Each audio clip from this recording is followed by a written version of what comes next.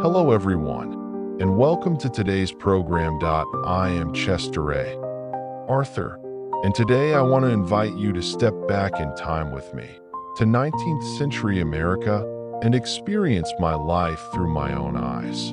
You may know me as the 21st President of the United States, but long before the White House, my story began in a quiet, ordinary town in Vermont that I was born in 1829. In a home that was not wealthy, but was full of warmth and love. My father was a Presbyterian minister, a man of strict principles and integrity, who taught me the importance of living a life guided by honesty and responsibility. My mother was gentle yet strong, showing me the power of care and compassion. These seemingly simple days left a lasting mark on me, nurturing a love for learning, a sense of duty, and a desire for justice. My childhood was filled with quiet observation and wonder. I loved to walk along the country paths in the early morning, watching rivers flow quietly, sunlight dancing through the trees, and imagining where life might take me. In the evenings, by the glow of a candle, I would read books and write down my thoughts and dreams. I understood early on that knowledge was the key to the world, and reflection the way to understand life. As I grew into my teenage years, I realized the world was bigger and more complex than my small town. I longed to leave home, to explore, to learn, and to challenge myself. So I set out for New York, a bustling and unfamiliar city full of opportunity and uncertainty. The crowded streets, the busy markets, the lively ports, everything was new and both exciting and daunting.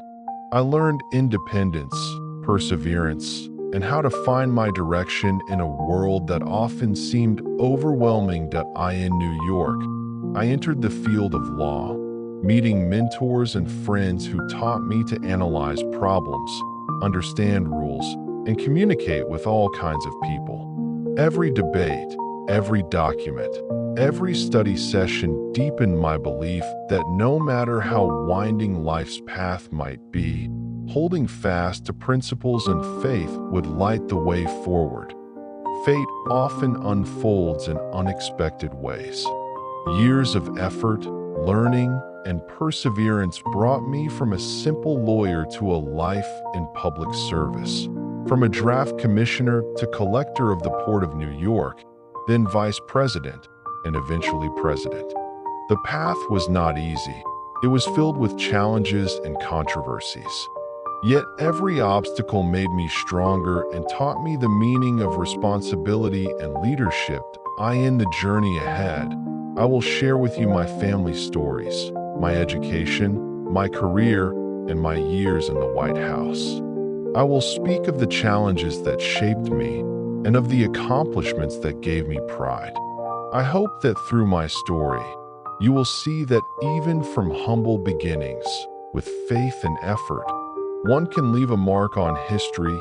So sit back and let us travel together through the 19th century, experiencing the life, dreams, and challenges of that era, and begin this warm and true historical journey. I was born on October 5th, 1829, in Fairford, Vermont, a quiet little town cradled by rolling hills, sparkling rivers, and dense forests. Life in our town moved at a gentle pace. Seasons changed with grace. Snow blanketed the hills in winter. Blossoms painted the landscape in spring. Golden fields ripened in summer, and autumn leaves carpeted the ground in fiery hues. It was a world both simple and profound, one that shaped my earliest understanding of life. My family was far from wealthy, but our home was rich in warmth, love, and purpose. My father, a Presbyterian minister, was a man of steadfast principle. I remember the calm firmness in his voice when he spoke about honesty, duty, and moral courage. He believed that character was the foundation upon which a life should be built. My mother, gentle and resolute, demonstrated the quiet power of care and compassion.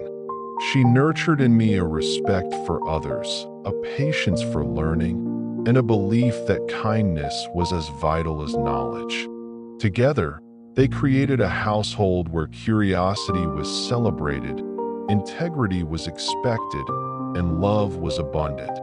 Childhood for me was a tapestry of small adventures and quiet discoveries. I spent countless hours wandering the hills, walking along the banks of rivers, or sitting beneath the shade of old trees. I would watch sunlight glint on the water, listen to the rustle of leaves in the wind, and imagine what life might hold beyond the hills of Vermont. Sometimes, I would lie in the grass and let my mind wander, pondering the questions that seemed too big for a small boy. What is justice? What is courage? How can one live rightly in this world? These moments of reflection planted the seeds of a lifelong curiosity and a desire to understand the world. Evenings at home were a sanctuary of learning and reflection. Our family would gather by the fireplace, the amber glow illuminating our faces. My father often read passages from the Bible or shared stories that carried moral lessons, encouraging us to think deeply and act wisely. My mother would sit quietly beside us, sewing or reading, her presence a comforting reminder of patience and love.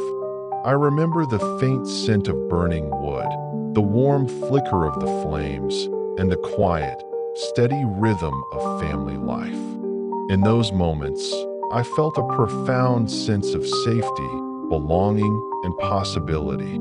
Education was highly valued in our home. I attended the local schools, where I developed a particular fascination for reading, writing, history, and law. Even as a child, the concept of justice intrigued me.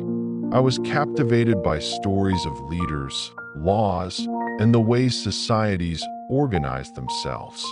I would eagerly read any book I could find, copying passages, asking questions, and dreaming of understanding the principles that governed human life. Learning became not just an activity, but a joy and a way to imagine a future beyond my small town. My parents nurtured my curiosity with patience and encouragement. They answered my questions, challenged me to think critically, and reminded me that knowledge alone was not enough. One must also act with integrity and purpose. I carried these lessons with me everywhere, walking the country paths, helping in the household, or simply reflecting quietly by the river.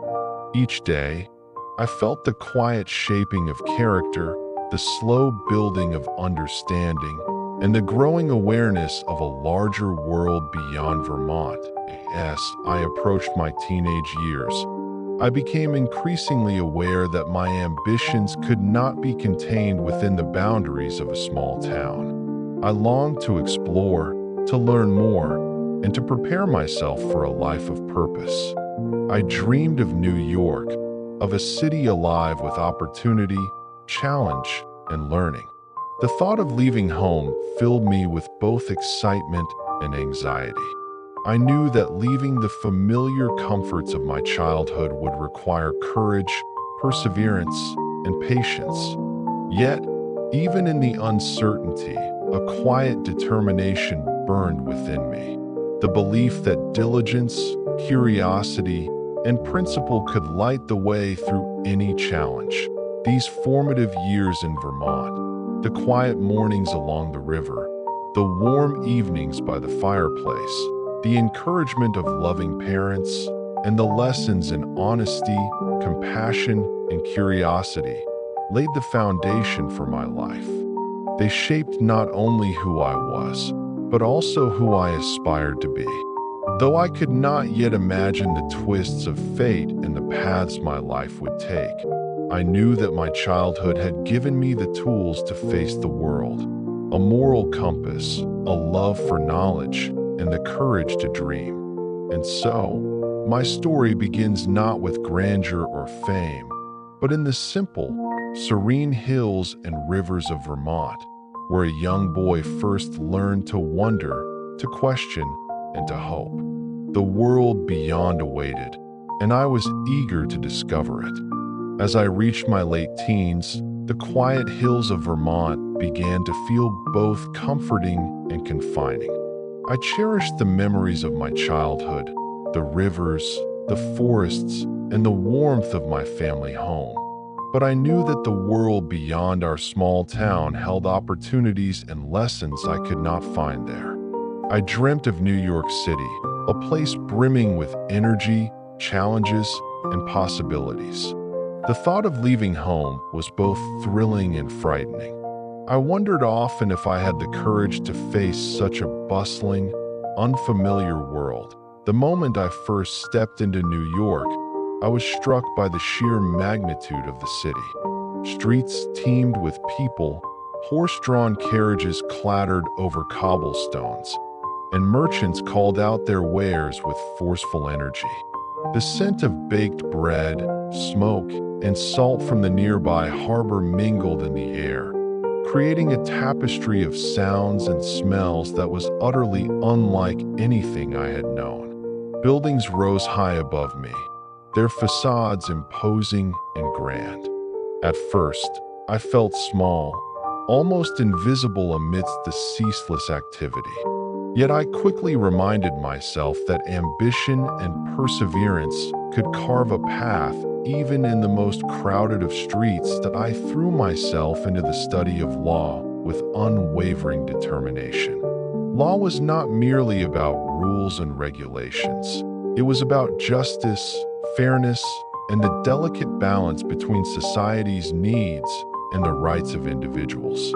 I spent long hours poring over legal texts, copying passages by hand, analyzing cases, and committing statutes to memory.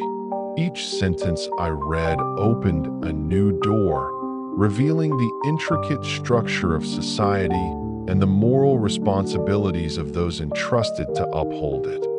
Some nights, I studied until the candle burned low, the shadows dancing on the walls as I immersed myself in principles of justice and civic duty. While I dedicated myself to study, I also observed the city closely.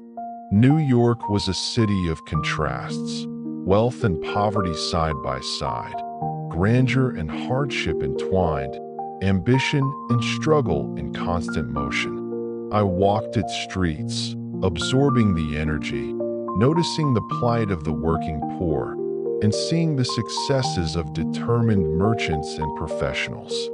Each encounter, whether with a colleague, a mentor, or a passerby, taught me something about the law, about society, and about the resilience of the human spirit. Eventually, all my efforts began to bear fruit. I passed the bar examination, officially becoming a lawyer, and established my first small practice. I handled cases of varying complexity, disputes over property, contracts, and occasionally matters requiring delicate judgment and patience. Each case demanded not only knowledge of the law, but also empathy, insight, and moral discernment. It was in these early experiences that I began to understand the deeper purpose of law: to serve, to protect, and to guide society toward justice. At the same time, my awareness of public life deepened. I observed the machinery of government, the processes of public administration, and the responsibilities of those in positions of authority. I realized that a career in law could be a stepping stone to public service, a way to contribute not just to individual clients, but to the greater good. I began to entertain thoughts of civic duty, imagining a future where I might influence the course of government, not for personal gain, but for the benefit of society. These years in New York were not without struggle. The loneliness of being far from home, the exhaustion of long study sessions, and the challenge of building a career from scratch tested my resolve. Yet each difficulty strengthened me, shaping my character and reinforcing the lessons from my Vermont upbringing: diligence, integrity, patience, and empathy. I learned that true success requires more than skill or ambition. It requires principle, persistence, and a willingness to act rightly even when no one is watching. Looking back, I see that my transition from Vermont to New York was not merely a physical journey. It was a journey of growth, maturity, and self-discovery. The city, with all its noise and motion, taught me resilience. The study of law taught me patience and discernment. The daily observation of human life taught me empathy and judgment. These lessons, learned through both effort and reflection, would become the foundation upon which my future public service and leadership would be built. In the bustling streets, the candlelit study rooms, and the diverse neighborhoods of New York, a young lawyer found his calling. Each step, each case, each observation prepared me for a life that would one day reach the highest office in the land. Though the path was not yet clear, the principles I carried from Vermont and the lessons I learned in New York set me firmly on my journey. After several years practicing law in New York, I began to realize that my ambitions could extend beyond the courtroom. I had grown fascinated by the way government functioned, how rules and policies influence commerce, and how decisions made by officials could touch the lives of thousands. It was then that I first entered public service, taking a position as an assistant to the collector of the Port of New York, a role that, though administrative, carried immense responsibility and offered a unique window into the workings of government. The port itself was a marvel of activity and complexity. Ships arrived daily from ports across the globe, their hulls laden with goods ranging from spices and textiles to timber and machinery. The docks hummed with the energy of laborers unloading cargo, merchants negotiating deals, and clerks meticulously recording every transaction. It was a place where efficiency mattered as much as honesty, and where mistakes could ripple across the city's economy. Stepping into this environment, I felt both a sense of excitement and a weighty responsibility. Every decision, every oversight, could have far-reaching consequences. My days were long and structured. I would arrive at the office before dawn, reviewing logs and records by lamplight, ensuring that every transaction was accurate, every document properly recorded. I supervised clerks and junior assistants, guiding them with patience, fairness, and a firm commitment to integrity. I quickly learned that leadership was not about asserting authority, but about earning respect through diligence, fairness, and reliability. Colleagues began to recognize my careful attention to detail, my calm judgment under pressure, and my willingness to take responsibility for difficult decisions. Beyond the mechanics of administration, the position taught me lessons about human nature. I saw the ambitions, fears, and hopes of the people I worked with. I observed merchants negotiating tirelessly for profit, sailors working long hours in harsh conditions, and government officials striving to balance efficiency with fairness. These interactions deepened my understanding of empathy, diplomacy, and the moral complexities inherent in leadership.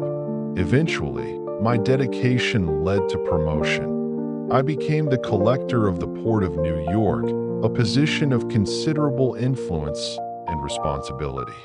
Now, I oversaw operations that affected not just individual merchants, but the broader economy and the public trust.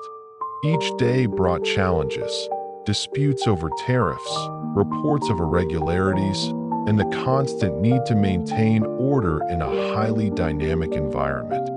Yet every challenge reinforced my commitment to integrity and public service. I understood that a leader's reputation is built on consistent, principled action, and that even small decisions could reflect the values one carries.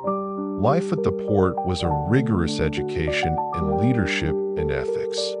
I learned to balance firmness with fairness, authority with empathy, and efficiency with conscientious attention to detail. I saw firsthand the consequences of corruption, the rewards of diligence, and the subtle ways in which influence could be exercised for the public good.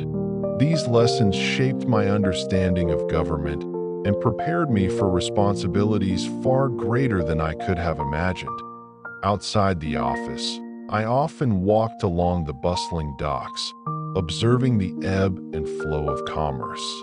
I watched sailors haul cargo, merchants haggle over goods, and the city pulse with energy. Even amidst the noise and activity, I would reflect quietly on the principles that guided me: honesty, diligence, and the responsibility to serve.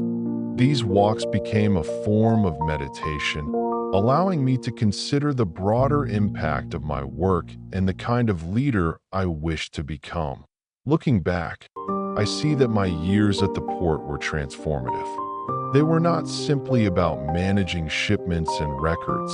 They were about learning to navigate complexity, understand human behavior, and act with integrity under pressure.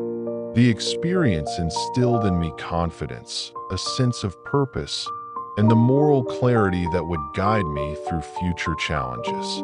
A young lawyer from Vermont had become a public servant in one of the most important offices in New York City, and every lesson learned there laid the foundation for a life devoted to public service and, ultimately, the presidency in the bustling harbor.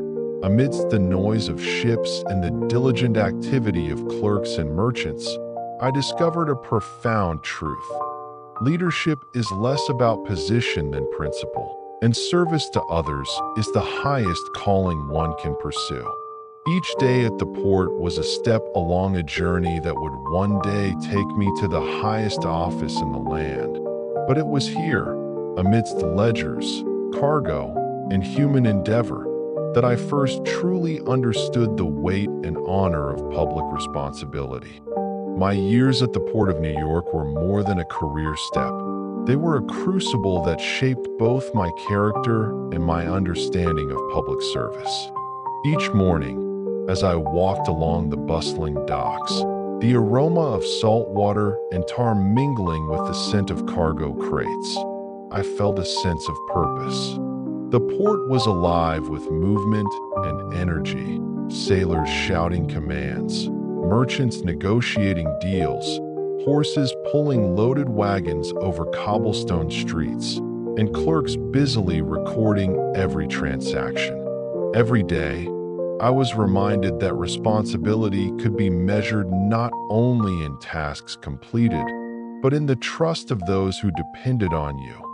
Evenings brought a quieter rhythm. I would retreat to my office, lit by the soft glow of oil lamps, reviewing ledgers and planning the next day. The stillness of the room allowed reflection on the successes and errors of the day, on the people I had interacted with, and on the greater role I might play in public life. I often thought of Vermont, of the rolling hills, the rivers, and my family's lessons in honesty, diligence, and empathy. Those lessons guided my decisions, reminding me that the principles instilled in childhood could withstand the pressures of a bustling city and a complex office. As I gained experience and confidence, I began to think more deeply about my future. The port had taught me the value of careful judgment, the importance of integrity, and the necessity of patience when dealing with people and processes. But I also began to feel the pull of broader responsibilities, the potential to serve not only in a single office, but in government itself. Could I take the lessons learned at the port and apply them to a larger sphere? Could I help shape policies that would benefit not just a city, but a nation? These questions filled my thoughts during quiet moments, as I watched ships coming and going, and the city's lights reflecting on the water, that I realized that ambition alone was not enough. True public service required preparation, ethical clarity, and a reputation built on consistent, principled action. Every interaction, every decision was a small test of character, and every success or failure left a lasting impression. I understood that to rise in public life, one must combine skill with moral courage, intellect with empathy, and diligence with vision. Walking along the piers, observing the complex choreography of commerce and human endeavor, I often imagined what lay ahead. The path from Vermont to New York had been just the beginning. Ahead were challenges, opportunities, and decisions that would test every lesson I had learned. I felt a growing sense of responsibility, not merely to myself, but to the people whose lives might be touched by my work. The possibility of holding higher office, of shaping public policy, and of guiding others with fairness and wisdom became a quiet, persistent dream that I also reflected on the qualities that would be required for such a path. Integrity, perseverance, empathy, and careful judgment. These were the pillars upon which I would need to build my public life. And as I considered the future, I resolved to carry these principles forward, using them as a compass to navigate the complexities of politics and governance. The harbor, with its ceaseless activity, became a symbol for the world I wished to influence. Vast, dynamic, and full of opportunity. Every ledger signed, every dispute resolved, every act of fairness was a preparation for the greater responsibilities that awaited. And in these moments of quiet reflection, I understood that leadership is not about position or prestige. It is about action, character, and the willingness to serve others with courage and wisdom. Thus, a young lawyer from Vermont, having navigated the challenges of New York and the responsibilities of public office, stood ready to step into the broader world of politics. The lessons of my upbringing, the rigor of my legal studies, and the experience at the Port of New York had shaped me into a man prepared to serve. I looked toward the horizon with both humility and determination, knowing that the journey ahead would require all the courage, patience, and principle I had cultivated, and that it was only the beginning of a life dedicated to public service. In the quiet glow of sunset over the harbor, I felt a deep sense of purpose. My journey from the gentle hills of Vermont to the bustling streets and docks of New York had taught me the value of integrity, diligence, and vision. And as the ships sailed toward distant shores, I realized that, one day, I too would navigate the broader currents of the nation, guided by the principles and lessons that had brought me this far. After years of studying law and serving the public at the Port of New York, I felt the irresistible pull of national politics. The city had taught me patience, diligence, and the delicate art of leadership, but the halls of Congress offered an entirely new world. It was a stage where principles and pragmatism intertwined, where debates could shape the nation, and where one could serve not only constituents, but the broader American people. Deciding to run for Congress was both thrilling and humbling. I traveled through neighborhoods, small towns, and villages, meeting people from all walks of life. Farmers spoke of uncertain harvests and changing markets. Merchants described the challenges of trade. Families shared hopes for education, security, and opportunity. I listened intently, understanding that a representative must be both a voice and a steward, a person entrusted with turning the concerns of ordinary citizens into thoughtful action. Campaigning was rigorous. Long days were filled with speeches, handshakes, and endless travel. Evenings offered moments of quiet reflection, often on the porch of an inn or by candlelight, where I considered each interaction and what it revealed about the needs of the people I hoped to serve. I learned to balance ambition with humility, to speak with sincerity, and to respect the diverse perspectives I encountered. Election day arrived with both anticipation and apprehension. I watched as citizens cast their votes, feeling the weight of responsibility in every glance, handshake, and conversation. When the results were announced, I was honored and grateful to be entrusted with a seat in the United States House of Representatives. The journey from Vermont, through law and public service, had brought me to this pivotal moment. Serving in Congress was an education unlike any I had known. The chamber hummed with discussion, debate, and negotiation. I observed seasoned legislators navigating complex issues, crafting compromises, and weighing principle against practicality. I quickly learned that influence came not from loud words or personal ambition, but from listening carefully, weighing facts, and making thoughtful decisions guided by conscience. That I focused on representing my constituents with integrity. Each bill I supported, each debate I entered, was approached with meticulous care. I sought reforms that would benefit communities, strengthen institutions, and ensure fairness. While politics was often contentious, I discovered that collaboration, empathy, and patience could yield progress, even in the most divided settings. With time, I became recognized as a reliable and principled lawmaker. Colleagues respected my attention to detail, fairness, and commitment to public service. I valued every discussion, negotiation, and vote, understanding that each action had consequences far beyond the walls of the chamber. The lessons from my early career, hard work, observation, and moral clarity, served me well in navigating the complex machinery of government. Eventually, my political journey brought me to the national stage as Vice President of the United States. The office, though often seen as ceremonial, carried significant responsibilities, presiding over the Senate, advising the President, and remaining ready to assume the highest office if duty demanded.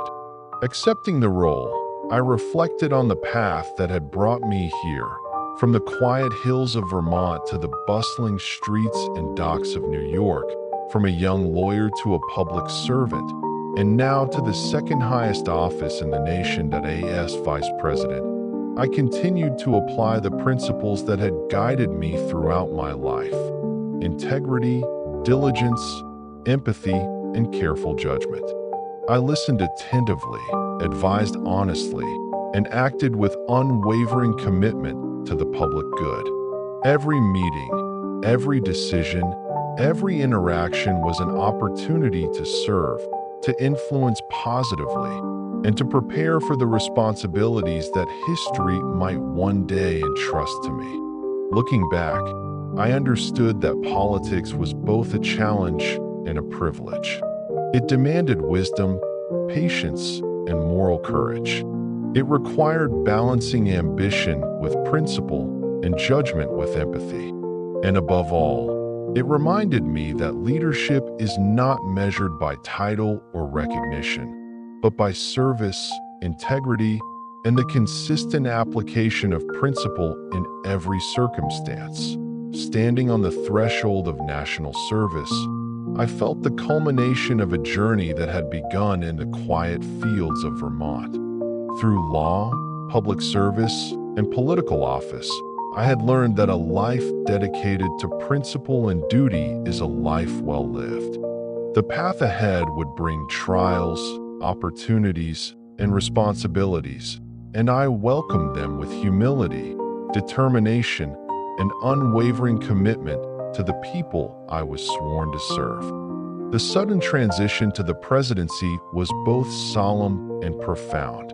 When I received the news of President Garfield's passing, I felt a deep mixture of sorrow, responsibility, and resolve. The nation was grieving, and I understood immediately that my role was not to seek applause or recognition, but to provide steady leadership during a time of uncertainty. The weight of history pressed upon me, and I resolved to meet it with integrity, dignity, and unwavering commitment to the American people. On the morning of my inauguration, I stood in the presence of officials and citizens alike, taking the oath with a calm yet resolute mind. I reflected on the long journey that had brought me here, the quiet hills of Vermont where I first learned discipline and integrity, the bustling streets and docks of New York where I honed patience and observation, the legislative battles in Congress that had taught me compromise and the value of principle, and my years as vice president that prepared me for the responsibilities of national office. Each step had been a lesson, each challenge a preparation for this moment, that my presidency required a balance between action and contemplation. I spent early mornings reviewing reports on commerce, national infrastructure, and civil service matters, ensuring that every decision was well-informed. Cabinet meetings were intense but collaborative. I listened carefully to differing perspectives, weighed each argument, and sought solutions guided by fairness and principle. Though the pressures were immense, I approached them with the steady discipline that had shaped my life. One of the defining aspects of my presidency was civil service reform. I believed, deeply and firmly, that government appointments should be based on merit, not political favoritism. Ensuring this principle was applied required courage and attention to detail. I reviewed each case personally, made difficult decisions, and communicated openly with advisors and the public. It was painstaking work, but it was necessary to uphold the integrity of the office and the trust of the people. That I also devoted attention to domestic policy and international affairs. Trade disputes, foreign negotiations, and the intricacies of national infrastructure required patience, careful analysis, and thoughtful deliberation.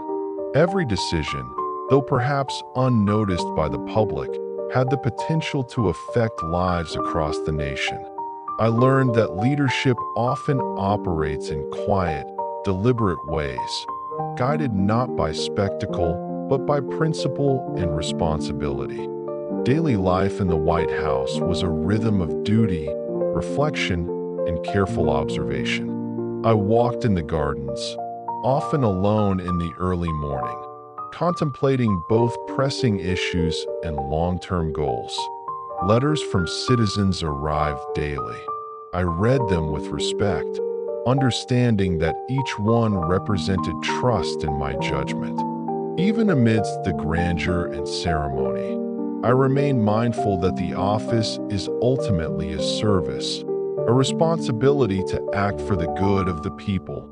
Moments of challenge, such as disputes in Congress or public criticism, were met with calm deliberation. I relied on the lessons of my past: patience, careful listening, and unwavering adherence to principle. I understood that public service is not measured by ease or popularity, but by consistent action, moral courage, and the ability to make decisions that serve the nation rather than oneself. Reflecting on my journey, I realized that leadership is both an honor and a weighty responsibility. From a young lawyer in New York to vice president and now president, I had learned the necessity of preparation, the power of principle, and the enduring importance of integrity. Every challenge, Every decision and every moment of service was part of a lifelong commitment to the public good.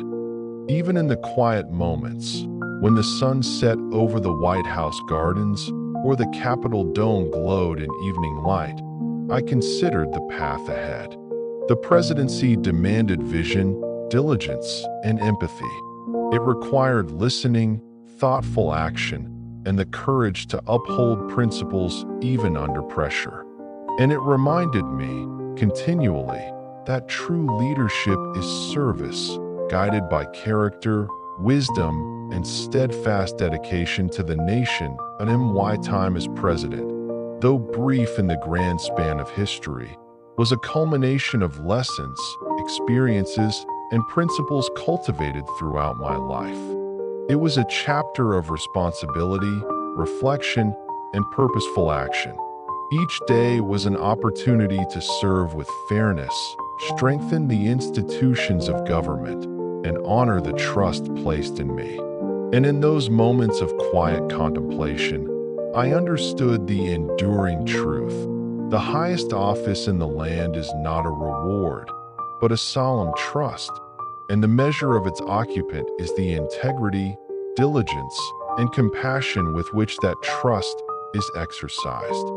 After leaving the presidency, I entered a period of life that was quieter, slower, and filled with contemplation. The grandeur and constant bustle of the White House were behind me, replaced by the gentle rhythm of reflection and daily routines. I found comfort in simple pleasures, the rustle of leaves in a garden, the soft glow of lamplight on a desk, the warmth of a fire in an evening study. These moments reminded me that a life of service does not end with office. The values cultivated and the lessons learned remain companions in every stage of life. That I spent much time in personal study, revisiting legal texts, political records, and historical accounts. I reflected on the choices I had made, the reforms I had championed, and the people whose lives had intersected with my own. I wrote letters to friends, former colleagues, and citizens, offering counsel, gratitude, and insight, knowing that even after leaving office, one could continue to serve through thoughtfulness and guidance. My health began to decline gradually. The years of constant responsibility and public service had left their mark. I approached these changes with the calm discipline that had guided me throughout life, balancing activity with rest and accepting my limitations with dignity. Yet, even amidst physical weakness, I found richness in reflection, gratitude for experiences, and peace in the knowledge that I had lived a life devoted to principle and service. Friends, family, and former colleagues visited often, bringing news, memories, and stories of the nation's ongoing journey.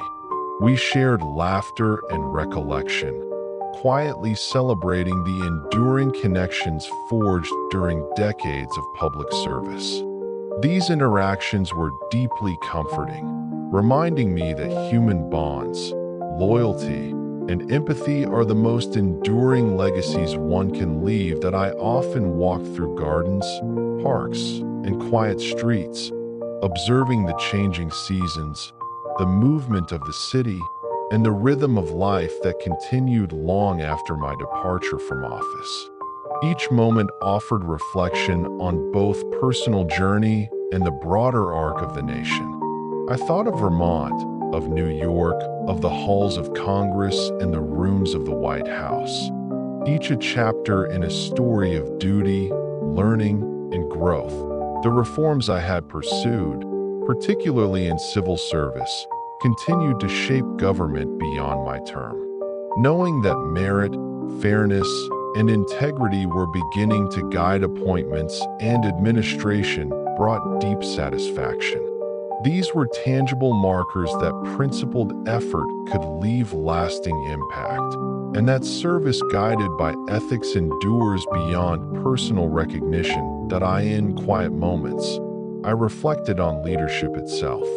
True leadership, I believed, is measured not by titles or ceremony, but by the courage to act rightly, the consistency of one's character, and the dedication to the welfare of others.